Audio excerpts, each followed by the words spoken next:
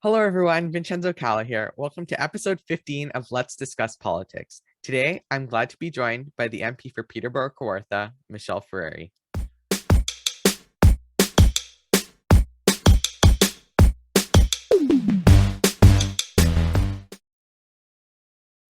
Michelle was first elected in September 2021 and was appointed as the Conservative Shadow Minister for Tourism. For the first time in more than 35 years, the bellwether riding of Peterborough, Kawartha elected an opposition member of parliament in Michelle. Michelle has 20 years of experience, over 20 years of experience in media, marketing, and public speaking. And prior to being elected, Michelle was a well-known community advocate, award-winning entrepreneur, committed volunteer, and a highly sought-after public speaker and social media marketer. So thanks, Michelle, for joining me today. It's great to have you here, and we're gonna go into the first segment, which is called Michelle's Story, where we'll talk about your political history. So the first question is, when did you first get involved in politics? Actually, I was pretty small, like young, I guess. My mom used to do remuneration, actually. So she would take me around with her when she did that because we lived out in Douro, Ontario at the time, which is a fairly rural riding. So you couldn't do it by walking, you had to drive everywhere. And I was the youngest of three kids, significantly younger than my brother and sister. And so my mom, I was always kind of like the tag along. So I always saw my mom involved.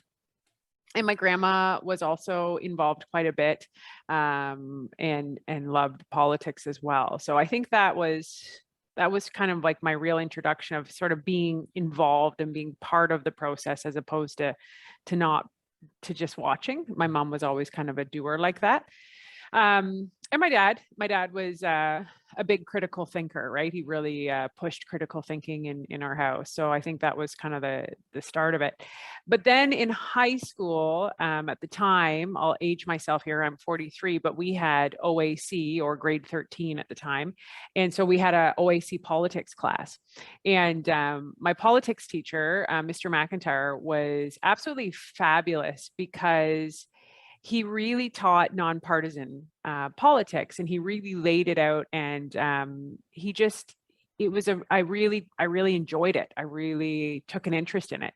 And that year, for part of that class, we got to take part. There was an election that year, and I got to volunteer at that time, it was Peter Adams, who was the member of parliament for our riding of Peterborough, Kawartha, who was running for seeking re-election. And I got to volunteer in his office and see that kind of stuff. And then when I went on into broadcasting and journalism, always just sort of liked interviewing the politicians and covering the political beat, and just always loved to analyze politics. I always loved to say, oh, they should do this, or if they were doing this more. Always kind of loved the psychology and human behavior of it, and following it. Never really anticipated to run, to be honest with you, but there is this fun little thing I have, and I wish I could find it. It was from my OAC politics binder, and it says, I will one day be an MP for the Conservative Party. So that is kind of funny. But then I said I would never run for politics after being in journalism, because it was pretty polarizing. But here I am.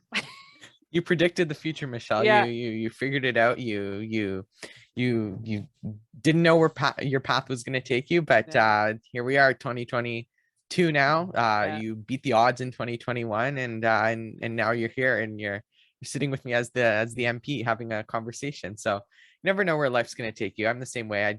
I always say I'm not going to run. I'm not going to run. I'm not going to run. I want to be a teacher, but you never know what life is going to bring you. So you never know. So we're going to go into the next question, which is, why did you decide to run for the position you hold? So why did you decide to run for MP in 2021? Yeah, I get asked this question a lot. It's an interesting question, because I think when you interview, and you probably have a greater database of this when you've asked, I'm sure you ask pretty much everybody you interview on this. I think it's usually one of two things, right? It's either like you're kind of in politics already, like a lot of the people who are MPs were either in municipal politics or provincial politics, and it's just kind of their trajectory. Or you're someone like myself who there were problems, or there's something wrong, and you feel compelled to fix it. So you kind of, so my big passion is mental health. And We've seen a massive increase in addictions and drug poisonings and overdoses, and just a massive decline in mental health. And it just wasn't getting better. And so the opportunity, the candidate who'd run before me, it was a friend of mine, and we had a discussion, and I was like, oh, I don't know. I actually didn't even say, I don't know. I think I just said, no way. It was the first response. And my partner at the time, he's still my partner, was like, you should do this. And I was like, you guys are crazy. Like, no. And then my parents were reading in the paper that, he wasn't seeking the nomination again. And it was actually my parents that said, Michelle, I really think you'd be very good for this. I think you'd be really good at this. And I was like, no. But then the seed is planted, right? So you start to have, and it all happened within probably 3 weeks. And then, so I had a conversation with my family, obviously with my children, my ex-husband, everybody in my life, because it really does impact everybody. And they were all really supportive. And so the rest is history, as they say. Here we Yeah. are. And it's, you bring up a really good point in thinking about the two ways. Either you're in politics already, or you're kind of an outsider, kind of like a looker into politics, and you just kind of decide to run. And it's sort of the story that a lot of people have. I mean, you're not wrong when saying I've probably heard a lot of this. I mean, Yeah. For this show, you're my 15th interview for Let's Discuss Politics, and I've had people on from different political stripes here, all different parties here, and everybody has either one of those stories. I mean, there's a lot of people that are in politics, and there's a lot of people who decided that I'm not happy with the way things are going, I should run. And it's both are extremely valid reasons for running, and both have different viewpoints in why they're running. And everybody brings something different to politics when they decide to run. Yeah. And I mean, it's service driven, Mhm. right? I mean, everybody who kind of goes into this, it's a service that you're trying to provide. You're trying to be part of the solution, usually. Where it gets a little bit muddy is ideologies on how to create that solution. Yeah. And that's really something big, but I'm not going to keep going on that because we can talk forever. So we're going to go into the next segment, which is called Serving as an Elected Official, where we talk about your experiences and achievements as an elected official, especially now that the parliamentary session's kind of your first parliamentary sittings kind of coming to a close now as the House rises. So the first question is, what is your favorite part about serving your community of Peterborough Kawartha as an elected official? Oh, my favorite part. When you get to help somebody, like when you can see a tangible result, right? This job can be extremely frustrating because it's often sometimes extremely abstract. Like you're dealing in kind of thoughts or policy, and it doesn't, like, you don't always see that impact to the person directly. So when you can, and sometimes it's as simple as delivering a scroll to somebody, or being able to attend an event, or being able to speak on behalf or offer somebody something. But I think it's when you can actually move the needle a little bit. And I mean, when you're catching me today, I think this past week has been good because, we've been really advocating extremely hard about mandates and travel mandates. And as Shadow Minister of Tourism, I have to listen to everybody, and I have to listen to stakeholders and a lot of people who need their voice elevated. And so when you're able to elevate somebody's voice or be their voice, that's a huge responsibility, right? So that's pretty powerful. And I think sometimes you can underestimate it when you're here, because you can kind of get lost in the fog of politics per se. But when you're able to say something on behalf of somebody else, or to advocate for somebody, that is really special. Or when you get to stand up in the House and say, we have these, they're called SO31s. They're the statements before the question, they're minute speeches. And you can actually highlight really great work that your community is doing. That feels really good when you can highlight your community, like when you can say Peterborough Kawartha is on the map and I'm here representing it on behalf of the entire country. It's pretty spectacular. Well, especially you think of the House of Commons, and there's only 338 of you. I mean, for Mhm. 38 million people in Canada, there's only 338 of you, and you're serving your community there, and being able to share those stories, those moments, and being able to make that impact in someone's life, whether it's something small, it may be small to you, but it may be the Yeah. biggest thing in their life that's going on at that moment. Being able Yeah. to help them must feel really good. It is. It's a great quote. It's actually from a movie that I love, Vanilla Sky. It's the little things. There's nothing bigger, because it's all the little things that make something big, right? And I've always had that analogy of life, that Lego bricks, copyright patent. There you go. I'm going to throw that out. But Lego, each little individual Lego structure, when put together, makes up, this incredible structure. So each individual Lego brick is hugely important. But I want to touch too, I didn't mention this, but one of my favorite things to do, Vincenzo, is when I drive back and forth to Ottawa every week, I phone constituents who've left voicemails for me, and I try to phone people, because you really can't represent your riding if you don't know what's going on. So if you're not talking to the people, it's very hard to be in touch with what's going on. And so I love phoning people. I love talking to them, and I love even people who may be very upset with me, or disappointed with me, or unhappy with me. It's so much healthier to have a phone conversation than maybe a fight online or a social media battle, because you start to understand that each person has a reason for how they feel the way they feel, and you can actually usually really solve or mediate an issue with a good conversation, and I love that.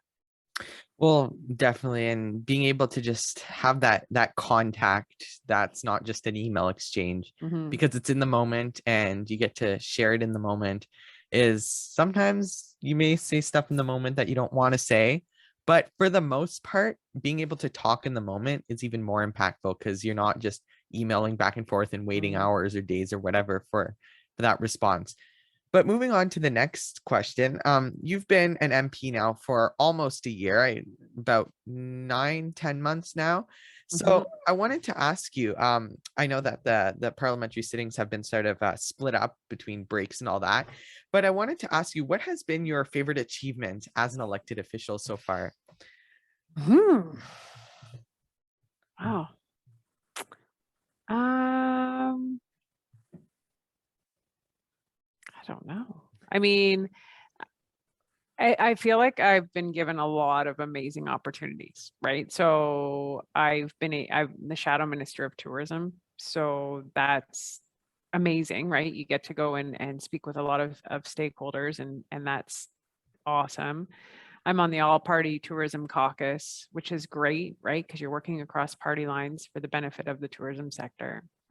I'm on the Egypt parliamentary friendship group, so that's pretty great. And I've been able to meet with a lot of people from Egypt, which is it's really neat and powerful, right? When you look at how things are done in other places, and how do you build bridges, and how do you improve Canada's relationship. But I think, the thing that I'm sort of most looking forward to sinking my teeth into is the all party mental health caucus. So I'm part of that as well, and looking forward to possibly being a liaison there, because I have a lot of great ideas of how we create a framework to best support mental health in our communities and our country. But yeah, it's just been a lot. A lot of things have happened in that short time Oh frame. yeah. They've said that it's probably the most intense parliament in this Mhm. short stint in history, in decades, possibly history. So I guess I wasn't really prepared for that question, Vincenzo. I'll probably think about it tonight and be like, oh wait, I forgot to say I did this, or we did that, or I should be making a diary, really. Well, a lot has happened. I mean, you're not wrong about that. In these past 10 months, to think of the amount of things that have happened since just the election, and how much the issues that were talked in the election were just accelerated since Mm. that time. And to think of everything that is being dealt with in parliament by the MPs. And it's just crazy to think how much is going on. But we're going to move on to the last segment, which is called Politics Are All Around Us, where I like to talk about the world of politics around us. So Mhm. the first question is who was another politician that inspires you? Uh, Hazel McCallion. Yeah, I would say, I like her fierceness. I like her tenacity. Um, and she's a woman of her word. And, you might not always like what she says or her approach, but she's going to get it done. And she just has a real authenticity and a fierceness and integrity about her that I really like. And still out there working at Yeah. the young age of 101. Yeah. She's out there Right. working, campaigning. She's Yeah, I out there love it. doing it all. Yeah, Um, I love it. and the last question that I want to ask you is, what do you think is an issue that needs to be focused on more? And for you, why is it mental health? So you already know my Yeah, answer. yeah, but expand on it. You know, our mental health is everything. So everything flows from it. Our workforce, our economy, our relationships, our healthcare. There's nothing that isn't directly connected to where we are sitting with our mental health. And it's our motherboard, right? And I just don't feel like we give enough attention and investment into our brain health, and understanding who and why we are the way we are. Because if we understand it better, we can manage it better, and remove sort of stigma or judgment in place of understanding. And it's very important to me because it is everything to me. I'm a very visual thinker, so I don't know. Are you sharing this as a video or as just audio? Yeah, video.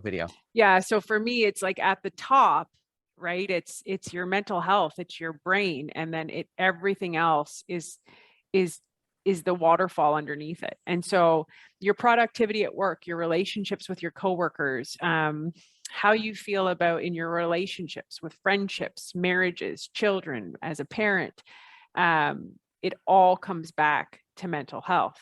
And so if we aren't investing in it, and we have a healthcare system that just doesn't seem to give a lot of focus to our feelings and emotions.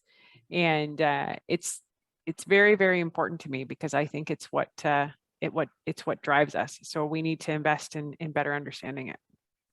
Well, for sure. And I mean, mental health, I've spoken about this a lot, and I'm gonna keep speaking about it. I mean, I've had my mental health issues as well. I mean, everybody has stuff going on in their lives, and it all comes back to mental health, really.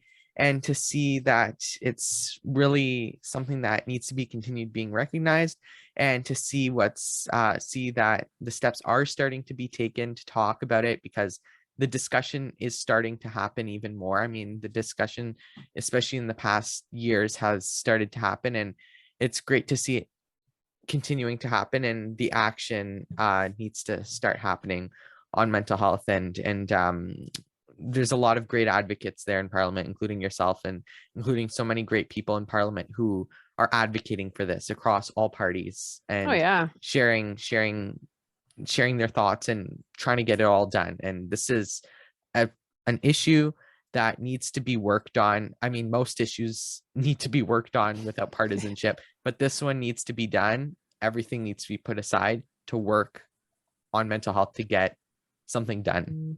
Yeah, I mean, we know all the bones and all the muscles and all the things in our body, but when do we learn, or when did you learn about your feelings and what's healthy, what's normal?